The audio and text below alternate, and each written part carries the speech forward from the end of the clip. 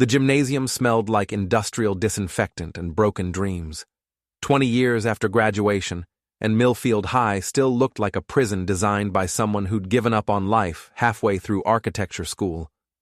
I stood near the punch bowl, watching my wife Monica work the room like she was campaigning for mayor of a town she'd spent 2 decades trying to escape.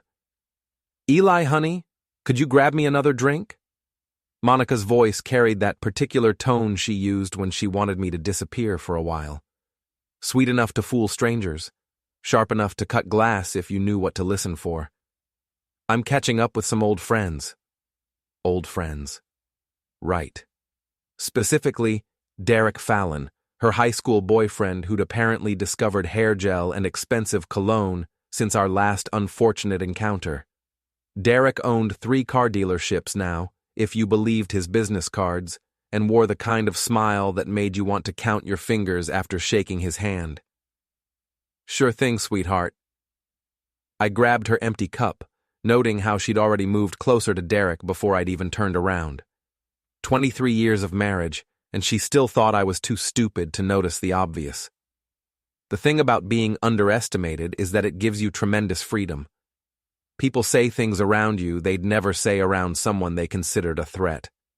Monica had been treating me like furniture for so long, she'd forgotten furniture has ears. "Oh, Derek, you remember my +1, Monica said, gesturing vaguely in my direction as I returned with her drink. Eli's been keeping himself busy with his little construction projects. Little construction projects. I'd built half the custom homes in this town, but Monica had a gift for making anything I did sound like a hobby. Derek's laugh was the kind that made you wonder if someone was strangling a hyena nearby.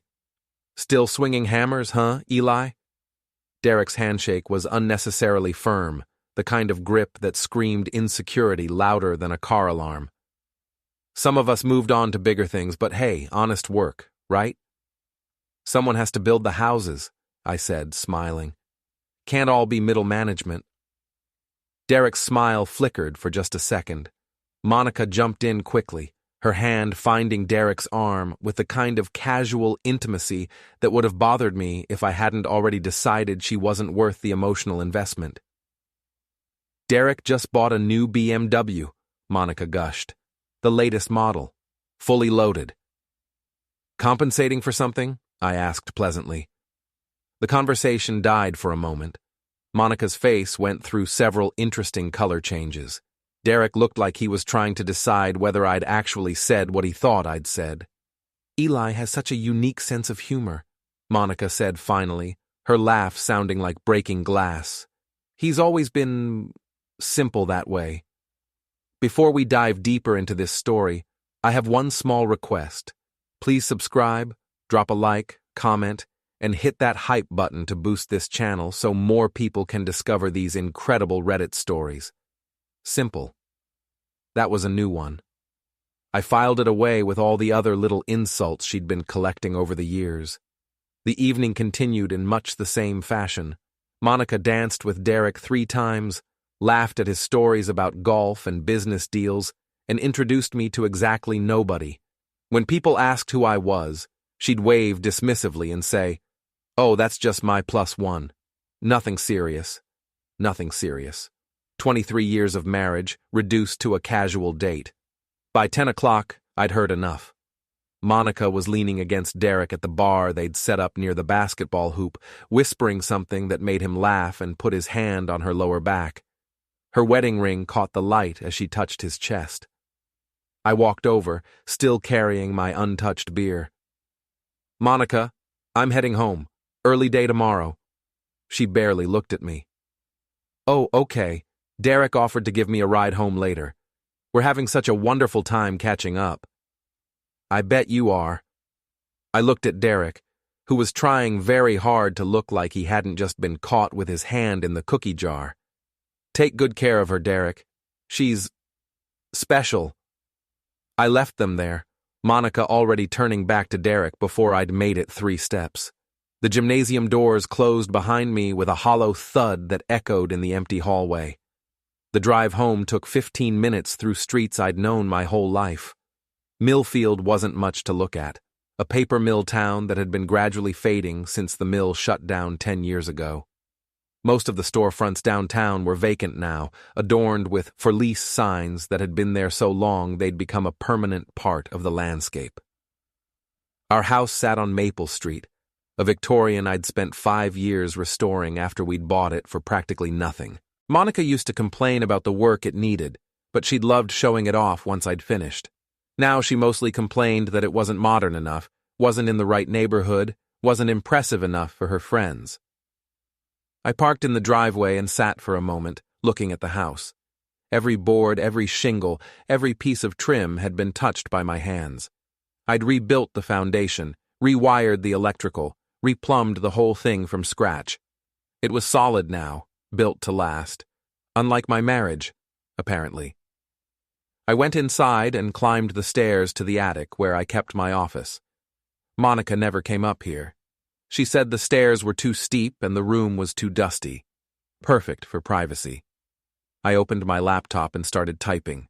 If Monica wanted to play games, I was happy to oblige. But she'd forgotten something important about me. I'd been a Marine before I'd been a contractor. Marines don't quit, and they don't lose. The first thing I did was change all our online passwords. Banking, credit cards, utilities, insurance, everything. Monica had never bothered to learn any of them, preferring to let me handle what she called the boring stuff. Her mistake. Next, I opened our joint savings account and transferred 90% of it to a new account in my name only. Perfectly legal, since my name was on everything. I left her enough for a few weeks of expenses. I wasn't cruel, just practical. Then I started documenting. Photos of her car's odometer readings, screenshots of her text messages from the phone bill, credit card statements showing charges at restaurants I'd never been to, hotels I'd never seen. Monica wasn't as careful as she thought she was. By the time I heard her car in the driveway at 3:15 in the morning, I had everything organized in neat digital folders. Evidence, financial records, legal documents, all of it backed up in 3 different places. I heard her fumbling with her keys, then the front door opening and closing. Her heels clicked on the hardwood as she tried to walk quietly up the stairs. She paused outside the bedroom door, probably listening to see if I was awake. I kept my breathing steady and even. Let her think I was asleep. Let her think she was getting away with it. Tomorrow, the real fun would begin. I woke up at 5:30, same as always. Monica was still asleep, curled up on her side of the bed with her back to me. She smelled like Derek's cologne, something expensive and cloying that probably cost more than I made in a day. Her dress from the night before was crumpled on the floor next to her shoes. I got up quietly and went downstairs to make coffee. While it brewed, I checked my phone. 3 missed calls from Rick Martinez, my old Marine buddy who ran a security company in town. Rick never called this early unless something was wrong. I called him back. "Eli, thank God." Rick's voice was tight. "Listen, I was at Murphy's last night after the security job, and I saw something you need to know about." Murphy's was the bar on the other side of town, the kind of place where married people went when they didn't want to be seen by neighbors. My stomach tightened. "Let me guess," I said. "Monica and Derek?" "You already know?" Rick sounded surprised. "I suspected. What did you see?" "More than I wanted to, brother. They were all over each other, and they weren't being subtle about it. Half the bar was watching." I poured my coffee and sat down at the kitchen table. Through the window, I could see Mrs. Pickett watering her flowers next door. She'd lived on Maple Street for 40 years and knew everything that happened in a 6-block radius. "How long do you think this has been going on?" I asked. "Hard to say, but Derek was talking pretty loud after a few drinks. Something about how he'd always regretted letting Monica get away, how he was going to fix that mistake now that he had money." "Did he mention me?" Rick was quiet for a moment. "Yeah, Eli, he did. Nothing good." "I figured. Thanks for the heads up, Rick. What are you going to do?" I looked up at the ceiling, where I could hear Monica moving around in the bedroom. "I'm going to handle it.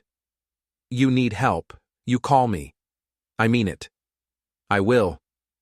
After Rick hung up, I sat drinking my coffee and thinking. Monica came downstairs 20 minutes later, wearing her bathrobe and looking like she'd been hit by a truck. Her makeup was smeared, and her hair looked like she'd stuck her finger in an electrical socket. "Morning," she said, not quite meeting my eyes.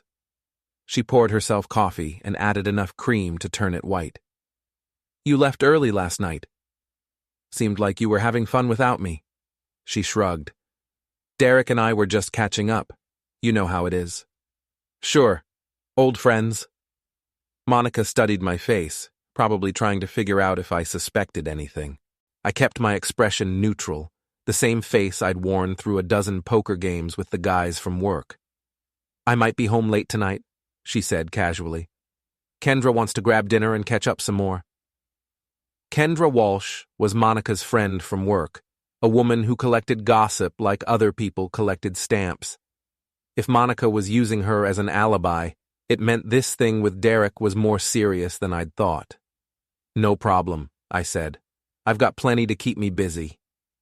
After Monica left for work, I called in sick to the construction site. I had more important work to do today.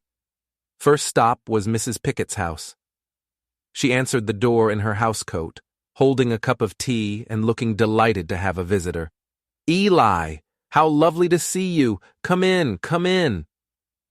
Mrs. Pickett's living room was a museum of doilies and cat figurines.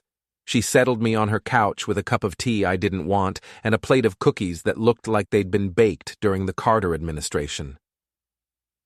"I hope you don't mind me asking," I said, "but have you noticed anything unusual around the neighborhood lately? Cars that don't belong, that sort of thing?"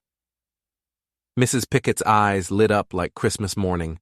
She lived for this kind of conversation. "Well, now that you mention it, there has been a silver BMW parked in your driveway several times when you weren't home. Always during the day, usually stayed for 2 or 3 hours. When did this start?" "Oh, about 6 weeks ago, I'd say. I noticed because it's such an expensive car for this neighborhood. I thought maybe Monica had a client or something." 6 weeks. Right around the time Derek had started showing up at the reunion planning meetings Monica had been attending. "Did you happen to notice the license plate?" Mrs. Pickett smiled and pulled a small notebook from her pocket. "Derek 1, vanity plate. Rather tacky, if you ask me."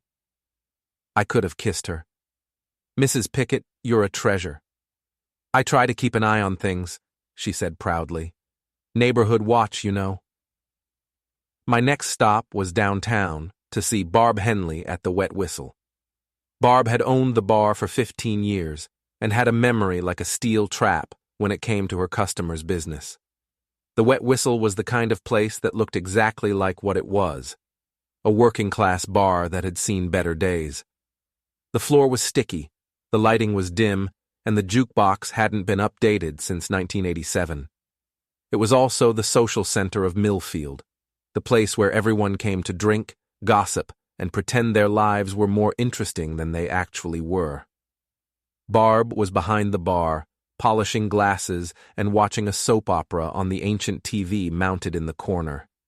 She was a big woman with gray hair and arms like a longshoreman, the kind of person who could throw a drunk twice her size out the door without breaking a sweat. "Eli Carter," she said without looking up from her glass. "Little early for you, isn't it?" "Not drinking today, Barb. Just wanted to ask you something." Now she looked at me, her sharp eyes taking in my expression. "This about your wife and that Fallon character?" I shouldn't have been surprised. Nothing stayed secret in Millfield for long, especially not when it involved the town's favorite bar. "What do you know?" Barb set down her glass and leaned against the bar. "They've been in here 3 times in the past month, always during the day, always sitting in the back booth, always acting like teenagers who think nobody's watching." "Acting how, exactly?" "Holding hands, whispering, laughing at things that ain't funny. Last week she was practically sitting in his lap." Barb's expression was disgusted. "I've seen a lot of affairs over the years, Eli, but those 2 aren't even trying to be discreet." "Anyone else notice?" "Half the town, I'd guess. You know how people talk." I did know.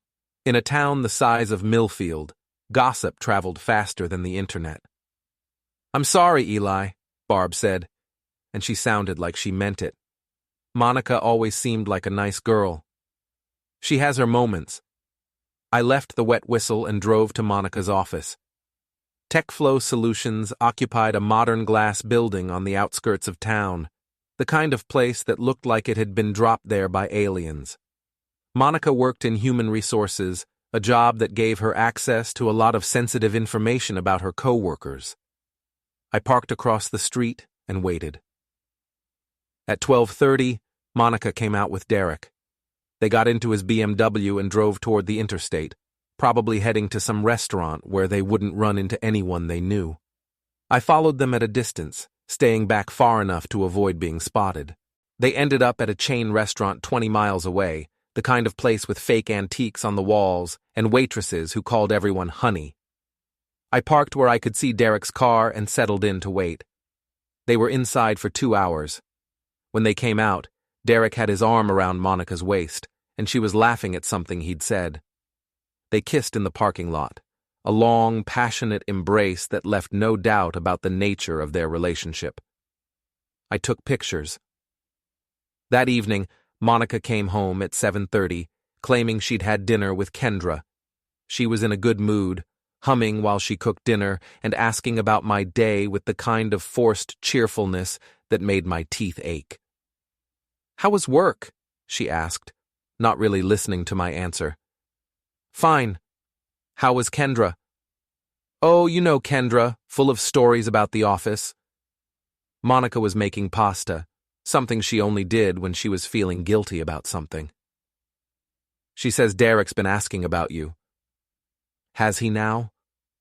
"He feels bad about last night.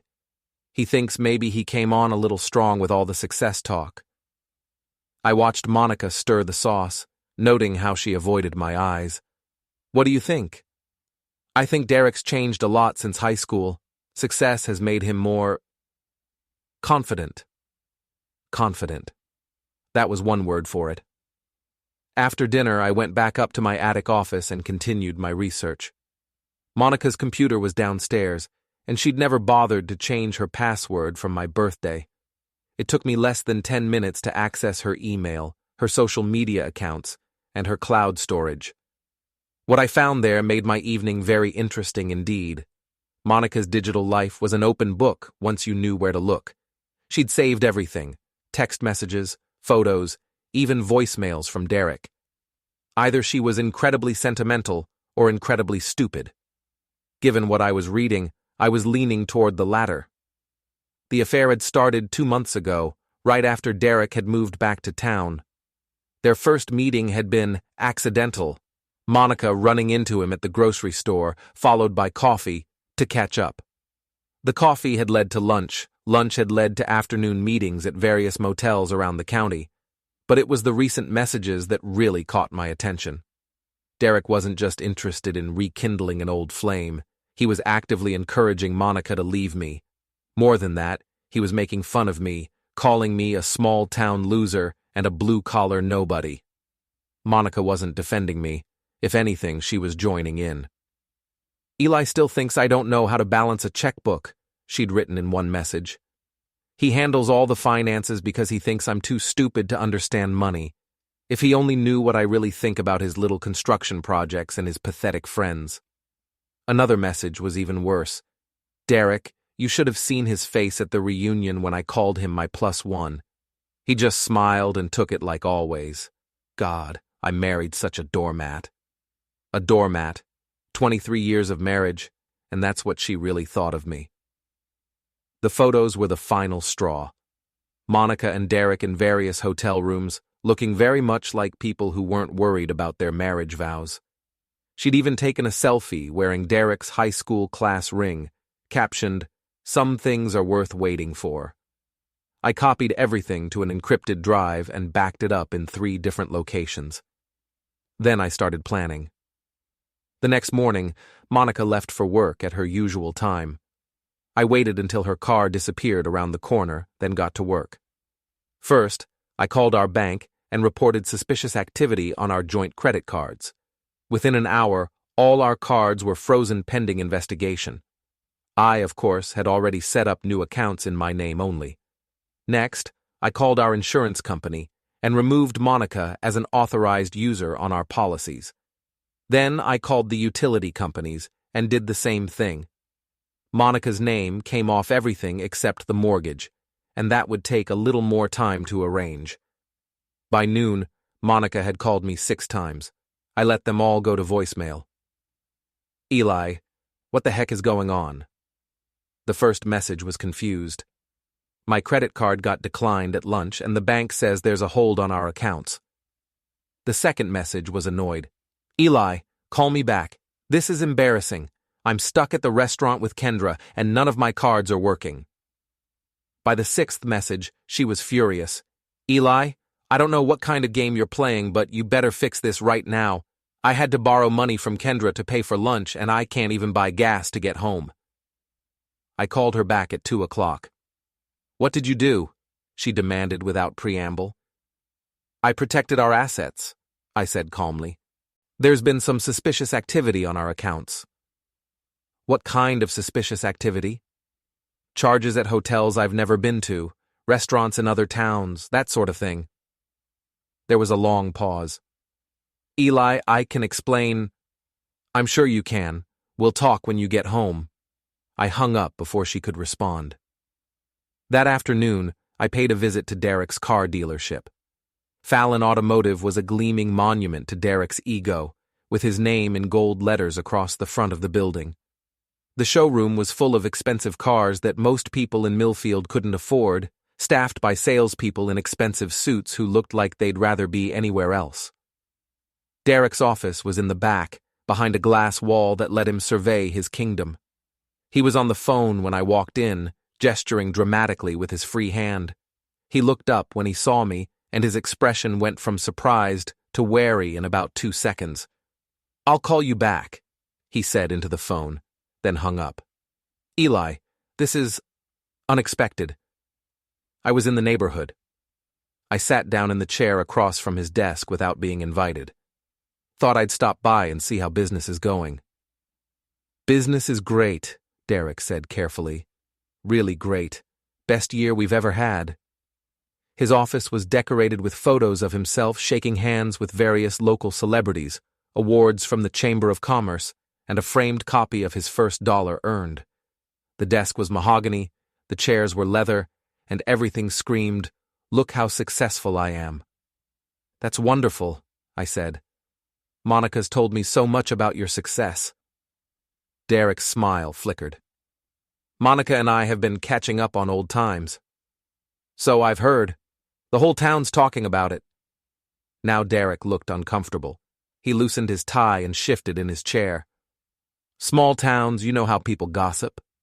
They sure do. I leaned forward slightly. Derek, can I ask you something man to man? Of course.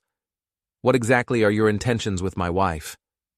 The question hung in the air between us like a challenge.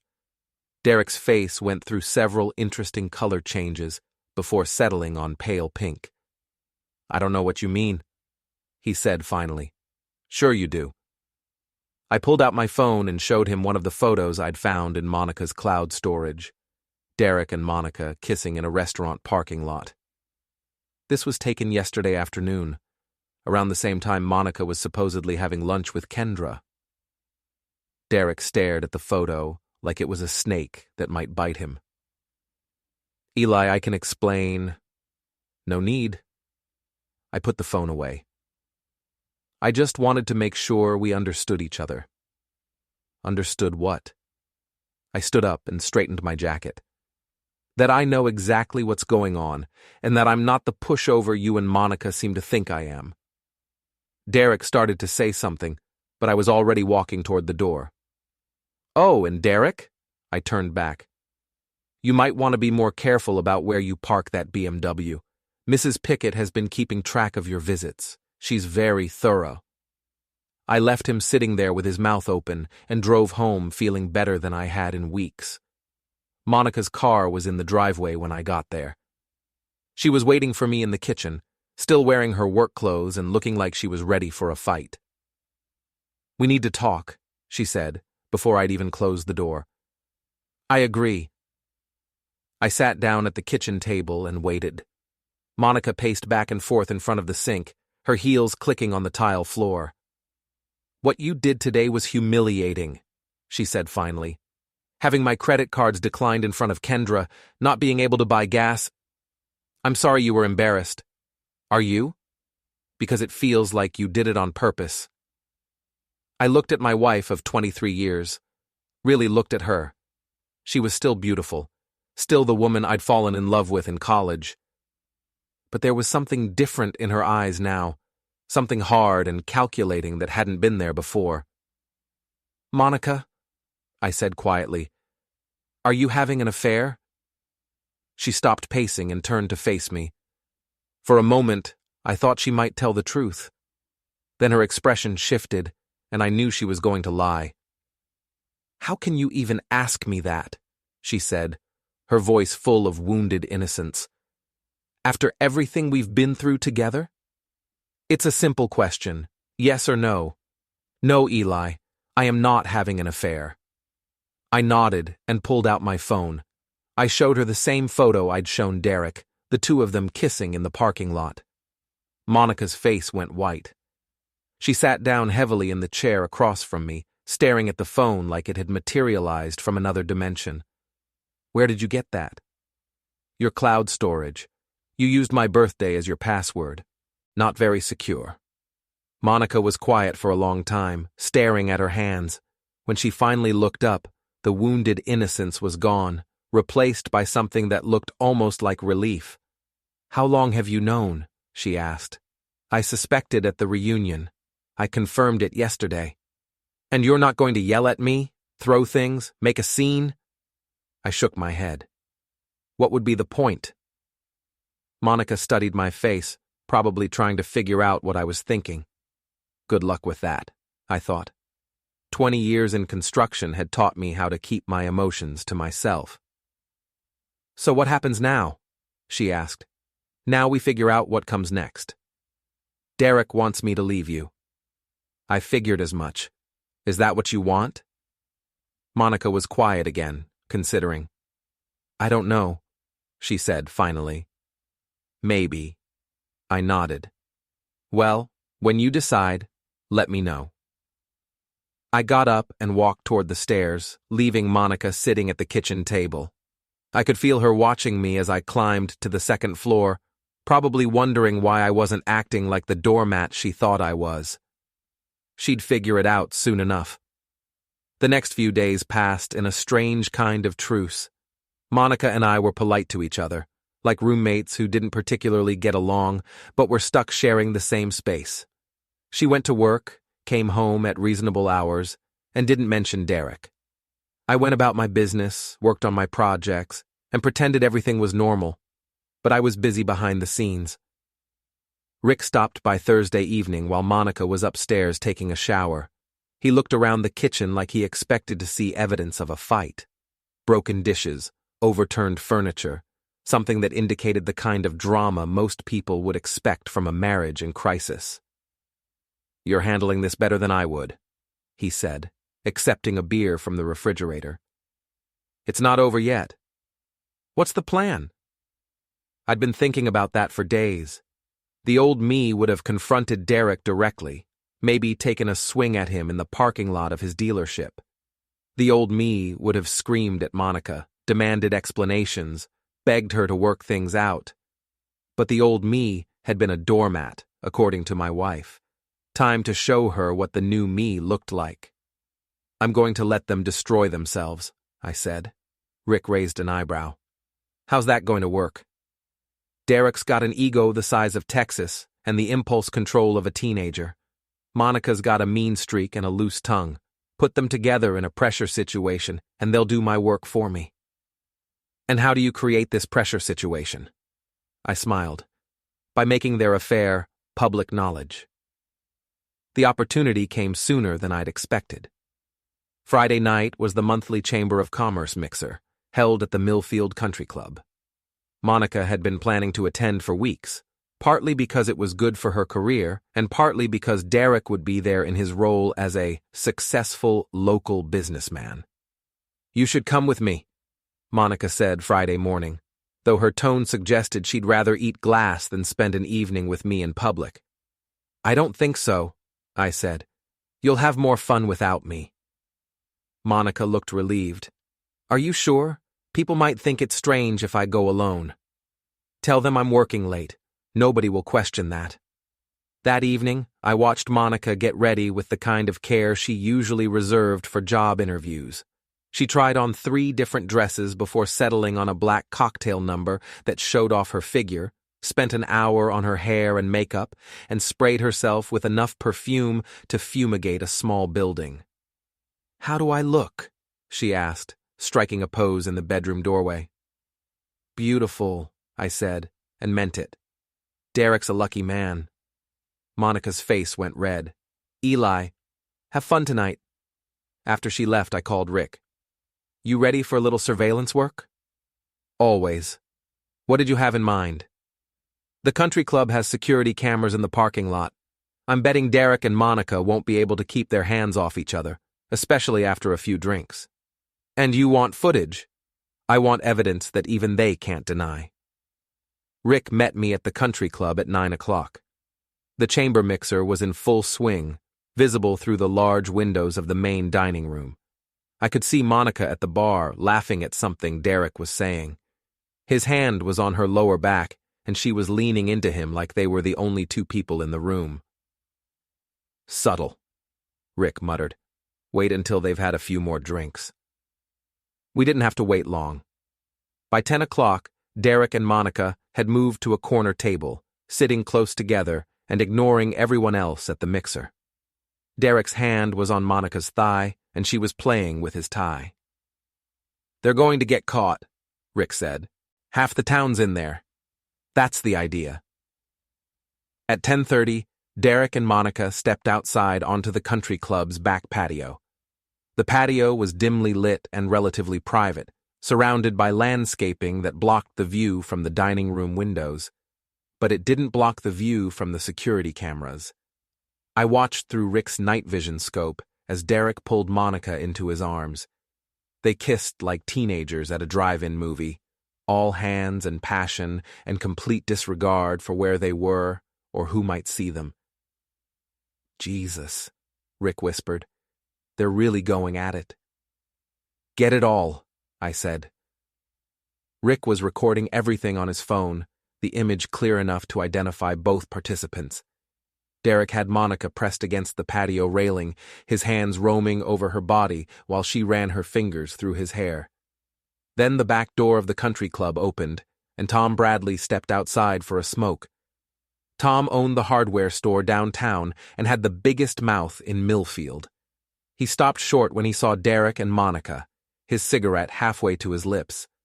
Monica saw him first. She pushed Derek away and tried to straighten her dress, but it was too late. Tom had gotten an eyeful, and his expression made it clear he knew exactly what he was looking at. "Well, well," Rick said softly. "Looks like the cat's out of the bag." Tom stood there for a moment, probably trying to decide what to do. Then he turned around and went back inside, no doubt heading straight for the bar to share what he'd seen with anyone who would listen. Derek and Monica had a quick, heated conversation on the patio, probably arguing about whether to go back inside or leave. They chose to leave, walking quickly to Derek's BMW and driving off into the night. "Think Tom will keep it to himself?" Rick asked. "Tom Bradley?" I laughed. "He'll have called half the town before they reach the city limits." Sure enough, my phone started ringing 20 minutes later. Mrs. Pickett was the first caller. "Eli, dear, I just heard the most disturbing news from my friend Margaret, who heard it from Tom Bradley at the country club." I let her tell me the whole story, expressing appropriate shock and dismay at the right moments. By the time she hung up, 2 more people had called with the same news. Monica came home at midnight, looking like she'd been through a war. Her hair was disheveled, her makeup was smeared, and she had the shell-shocked expression of someone who'd just watched their life implode in public. "How was the mixer?" I asked pleasantly. Monica stared at me for a long moment, probably trying to figure out if I'd already heard what happened. "It was fine," she said finally. "Good. I'm glad you had fun." She went upstairs without another word. I heard the shower running for a long time, like she was trying to wash away the evening's events. Saturday morning brought a steady stream of phone calls from well-meaning friends and neighbors, all eager to share the shocking news about Monica's public display with Derek Fallon. I played my part perfectly, the shocked, betrayed husband who couldn't believe his wife would do such a thing. Monica spent most of the day in the bedroom with the door closed. When she finally came downstairs around noon, she looked like she hadn't slept. "We need to talk," she said. I figured. We sat at the kitchen table, the same place we'd had our last serious conversation. Monica looked older somehow, like the events of the previous evening had aged her overnight. "I suppose you've heard?" she said. "Heard what?" "Don't play games, Eli.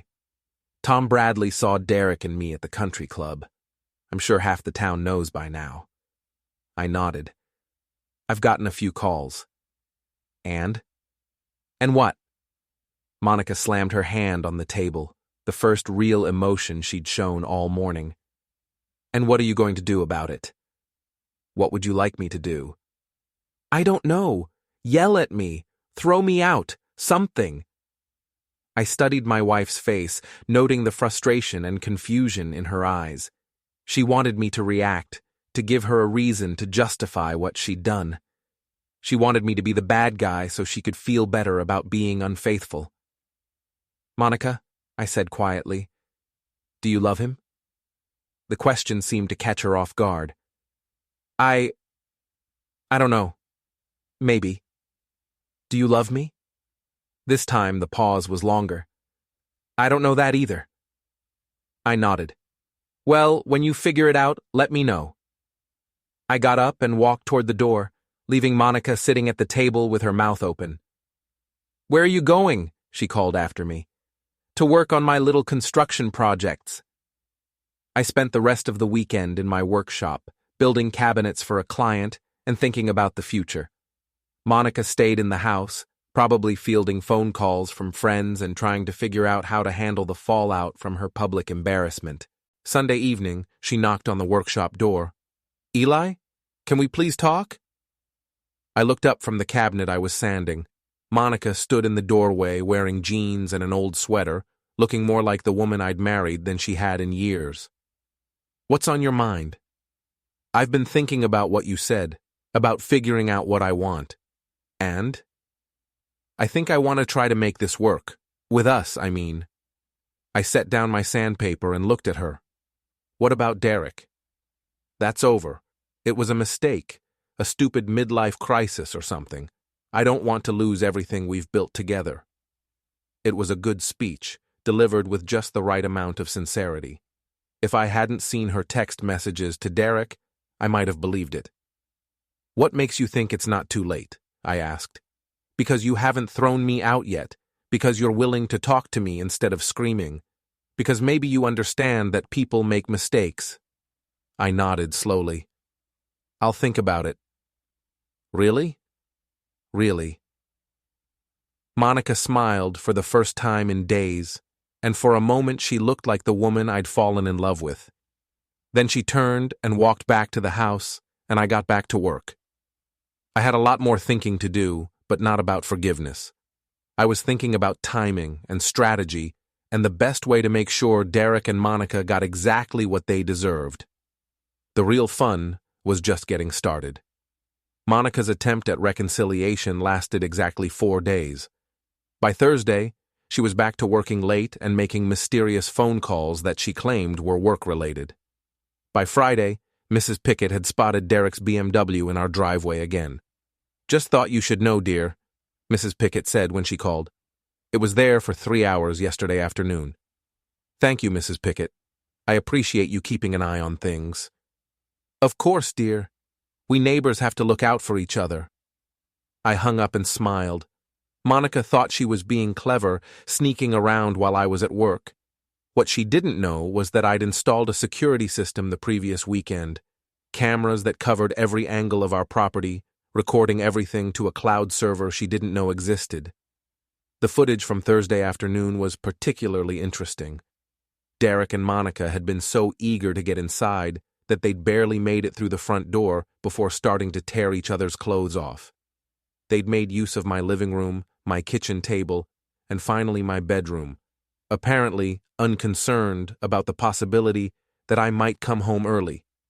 But the real prize was the audio. I'd planted listening devices throughout the house, tiny things no bigger than a button that picked up every word. Derek and Monica had been very chatty during their afternoon together, discussing their plans for the future with the kind of detail that would make any divorce lawyer very happy. "He's such a fool," Monica had said, lying in my bed with Derek. "He actually thinks I want to work things out." "So why are you bothering with the charade?" Derek had asked. "Because I need time to get my finances in order. Eli controls everything, the bank accounts, the investments, even the house is in his name. I need to be smart about this." "What about the prenup?" I'd sat up straighter when I heard that. We'd never had a prenuptial agreement. "There is no prenup," Monica had said. "But Maine is an equitable distribution state. I should get half of everything, maybe more if I can prove he was emotionally abusive." "Was he?" Monica had laughed, a sound like breaking glass. "He will be by the time I'm done.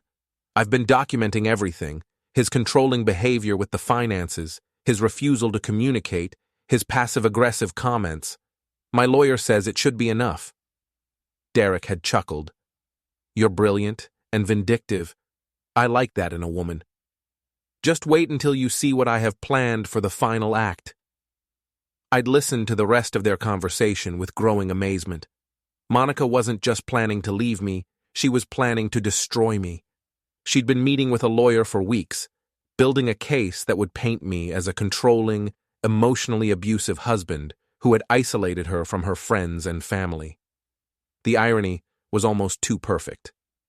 While Monica was plotting to frame me for emotional abuse, she was actually committing adultery in my own home, planning to take half my assets and calling me a fool behind my back.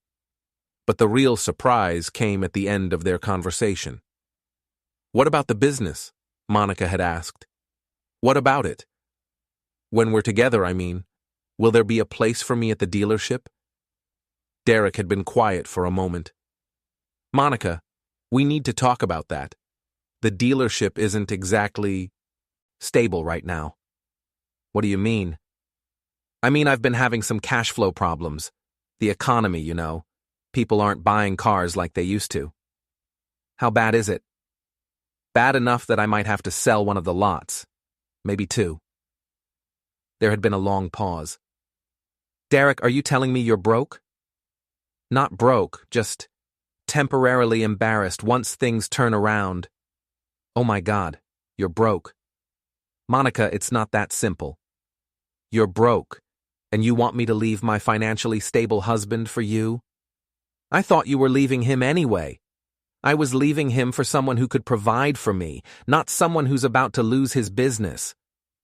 The conversation had deteriorated from there, ending with Derek storming out and Monica screaming after him. I'd watched through the security cameras as Derek peeled out of the driveway, leaving tire marks on my asphalt. Monica had spent the rest of the afternoon making phone calls, probably trying to figure out if Derek had been telling the truth about his financial situation. Based on her increasingly agitated tone, I guessed she was learning some uncomfortable facts about her boyfriend's business acumen. That evening, Monica came home in a mood that could have soured milk. She slammed doors, banged pots and pans in the kitchen, and generally acted like someone who'd just discovered that her meal ticket was actually a worthless piece of paper. "Rough day?" I asked pleasantly. "You could say that. Want to talk about it?" Monica gave me a look that could have melted steel. "Not particularly." "Okay. Let me know if you change your mind." She stomped upstairs, and I heard her on the phone again, her voice carrying through the thin walls. She was calling Derek, demanding explanations about his financial situation. From what I could hear, Derek wasn't being very forthcoming with details. The next morning, Monica left for work without saying goodbye. I gave her a 10-minute head start, then followed her to see where she was really going. She went to Derek's dealership, marching into his office like a woman on a mission. I parked across the street and watched through binoculars as they had what appeared to be a very heated conversation. Derek was gesturing wildly, probably trying to explain away his money problems.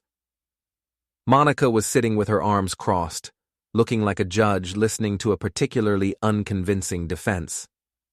After an hour, Monica stormed out of the dealership and drove to a coffee shop downtown.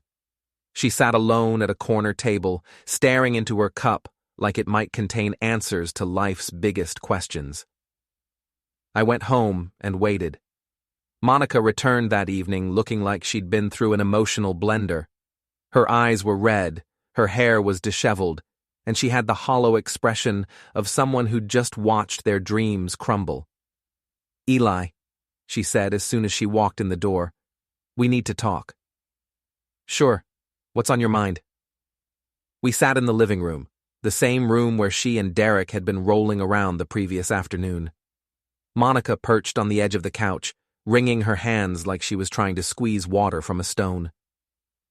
"I've been thinking about what I said the other day, about wanting to make this work. And I meant it. I really want to try to save our marriage."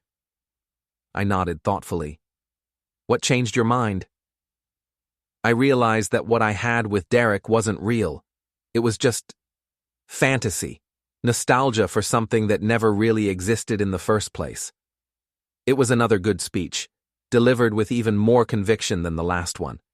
If I hadn't heard her conversation with Derek, I might have been impressed by her acting ability. "What about Derek?" I asked. "How does he feel about you ending things?" "Derek understands. He wants what's best for me, and what's best for me is working things out with my husband. That's very mature of him. He's a good man, Eli. He helped me realize what I already had." I looked at Monica sitting there, spinning her web of lies with the confidence of someone who thought she was dealing with an idiot. She had no idea that I knew about her lawyer, her plans to claim emotional abuse, or her discovery that Derek was essentially broke. "Monica," I said carefully, "are you sure this is what you want? Because if we're going to work on our marriage, we need to be completely honest with each other." "Of course I'm sure. And I am being honest." "Good. Because I love you, and I want to make this work too."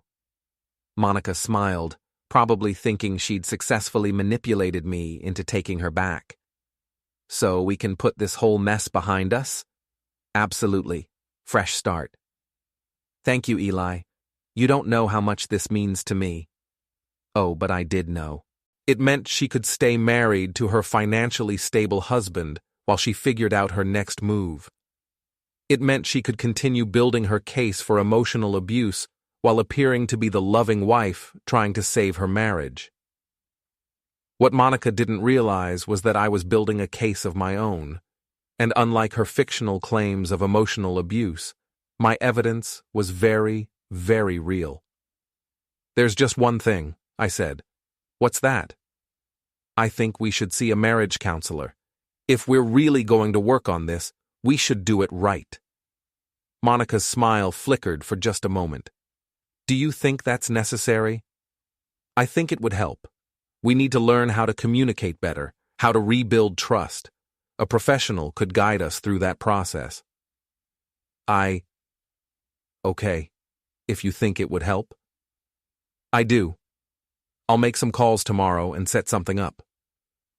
Monica nodded, probably already planning how she could use marriage counseling to further her narrative of being married to an emotionally abusive control freak. She had no idea that the counselor I had in mind was actually a forensic psychologist who specialized in documenting patterns of deception and manipulation in divorce cases. The trap was set. Now all I had to do was wait for Monica to walk into it. The marriage counselor I chose was Dr. Sarah Mitchell, a forensic psychologist who came highly recommended by Rick's lawyer friend. Dr. Mitchell specialized in high-conflict divorces and had a particular talent for identifying manipulative behavior patterns. More importantly, her sessions were recorded and could be used as evidence in legal proceedings. Monica agreed to the counseling with the enthusiasm of someone agreeing to root canal surgery, but she couldn't refuse without looking like she wasn't committed to saving our marriage. Our first session was scheduled for the following Wednesday. Monica spent the days leading up to it practicing her performance, no doubt rehearsing stories about my controlling behavior and emotional unavailability. What she didn't know was that Dr. Mitchell had already reviewed all of my evidence, the audio recordings, the security footage, the financial records showing Monica's attempts to hide assets. Dr. Mitchell knew exactly what kind of person she was dealing with. The session took place in Dr. Mitchell's office, a comfortable room with soft lighting and the kind of neutral decor that was supposed to put people at ease. Monica sat on one end of the couch, I sat on the other, and Dr. Mitchell took notes from her chair across the room. "Why don't we start with each of you telling me why you're here?" Dr. Mitchell said. "Monica, would you like to go first?" Monica straightened up and put on her most sincere expression. "We're here because our marriage is in trouble, and I want to save it. Eli is a good man, but he can be very controlling. He handles all our finances, makes all the major decisions, and sometimes I feel like I don't have a voice in my own life." It was a masterful performance, delivered with just the right amount of vulnerability and pain. If I hadn't known better, I might have felt guilty. "Can you give me some specific examples?" Dr. Mitchell asked. "Well, just last week he froze all our credit cards without telling me. I was humiliated when they were declined at a restaurant, and he's always questioning where I go and who I see, like he doesn't trust me." "I see. And Eli, how do you respond to that?" I looked at Monica, who was watching me with the expression of someone who thought they'd just played a winning hand. "I think Monica is being selective with the truth." "In what way?" "The credit cards were frozen because there was suspicious activity on our accounts, charges at hotels and restaurants that neither of us could explain. As for questioning where she goes, that started when neighbors began telling me about strange cars in our driveway while I was at work." Monica's face went pale, but she recovered quickly. "Eli, you're being paranoid. There's a perfectly innocent explanation for everything." "I'm sure there is," Dr. Mitchell said smoothly. "Monica, can you tell me about your relationship with Derek Fallon?" The question hit Monica like a physical blow. She sat back on the couch, her mouth opening and closing like a fish out of water. Derek is an old friend. We've been catching up since he moved back to town." "Catching up," Dr. Mitchell repeated, making a note. "Would you say your relationship with Derek has had any impact on your marriage?" "No, of course not. Derek and I are just friends." Dr. Mitchell looked at me. "Eli, do you have a different perspective on Monica's friendship with Derek?" "I do. I believe Monica has been having an affair with Derek for the past 2 months." Monica jumped to her feet. "That's ridiculous. How can you say that?" "Because I have evidence." I pulled out my phone and showed Dr. Mitchell the photos I'd taken of Monica and Derek at the restaurant, at the country club, and entering various hotels together. Monica sank back onto the couch, all the color draining from her face. "Monica," Dr. Mitchell said gently, "are these photos accurate representations of your relationship with Derek?" Monica stared at the photos for a long moment, probably trying to figure out how to explain them away. Finally, she seemed to deflate like a punctured balloon. "Yes," she whispered. "Derek and I have been involved." "For how long?" 2 months. Maybe a little longer. Dr. Mitchell made more notes. "And during this time you've been telling Eli that you want to work on your marriage?" "I do want to work on our marriage. The thing with Derek was a mistake." "When did you end your relationship with Derek?" Monica glanced at me, then back at Dr. Mitchell. "A few days ago." "And what prompted that decision?" Another glance in my direction. Monica was probably wondering how much I knew about Derek's financial problems. I realized that what Derek and I had wasn't real. It was just nostalgia, fantasy. I love my husband, and I want to save our marriage. Dr. Mitchell nodded and made more notes. Monica, have you consulted with a divorce attorney during this period? The question seemed to come out of nowhere, and Monica's reaction was immediate and telling. She went rigid, her eyes darting between Dr. Mitchell and me like a trapped animal looking for an escape route. Why would you ask that? It's a standard question in these situations. Many people explore their legal options when their marriage is in crisis. I may have spoken to someone, just to understand my rights. And what did you learn about your rights? Monica was quiet for a long moment, probably trying to figure out how much Dr. Mitchell already knew.